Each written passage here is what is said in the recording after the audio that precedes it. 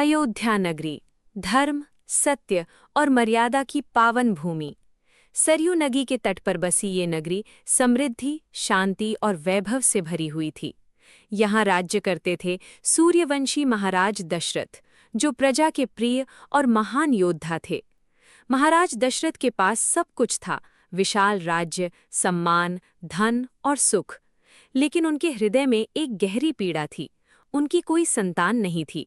वे चिंतित रहते थे कि उनके बाद राज्य का उत्तराधिकारी कौन होगा। एक दिन गुरु वशिष्ठ ने महाराज दशरथ को पुत्र प्राप्ति के लिए पुत्रकामेष्ठी यज्ञ कराने का परामर्श दिया। ऋषियों और विद्वानों की उपस्थिति में भव्य यज्ञ आरंभ हुआ।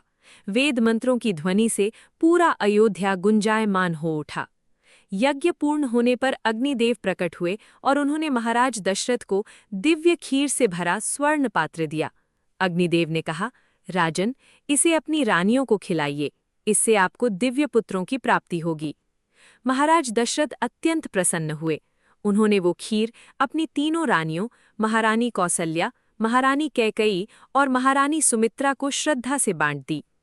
समय बीतता गया और फिर वो शुभ घड़ी आई जिसका अयोध्या को वर्षों से इंतजार था।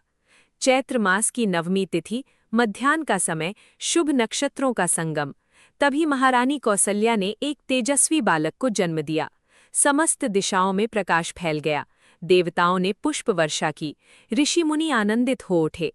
ये कोई साधारण बालक नहीं थे, ये स्वयं भगवान विष्णु के अवतार श्री राम थे। इसके बाद महारानी कैकेयी ने भरत को जन्म दिया और महारानी सुमित्रा ने 2 दिव्य पुत्रों लक्ष्मण और शत्रुघ्न को जन्म दिया। चारों राजकुमारों के जन्म से अयोध्या में उत्सव छा गया। नगाड़े बजे, दीप जलाए गए, गलियों में मिठाइयाँ बांटी गईं और हर घर में आनंद मनाया गया। बालक राम बचपन से ही अत्यंत तेजस्वी, शांत, विनम्र और करुणामयी थे। उनके मुख पर दिव्य आभा रहती थी। जो भी उन्हें देखता उनका प्रेमी बन जाता। छोटे लक्ष्मण को राम से विशेष स्नेह था। वे हर समय राम के साथ रहते थे। उधर भरत और शत्रुघ्न भी गहरे प्रेम से जुड़े थे।